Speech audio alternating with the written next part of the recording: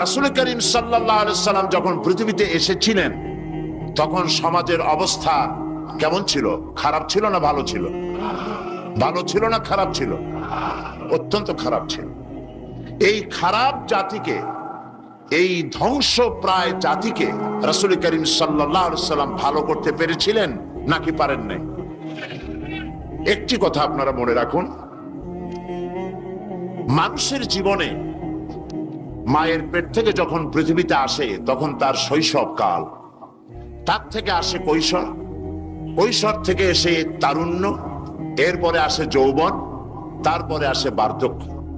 একবার বার্ধক্য এসে গেলে আর কখনো যৌবনে ফিরে যাওয়া, আর যৌবন কালে এসে গেলে আর কখনো তারুণ্যে অথবা কৈশোরে ফিরে যাওয়া, কৈশোরে এলে পরে শৈশবে আর ফিরে যাওয়া, এটা শুধু মানুষের ব্যাপারে প্রযোজ্য।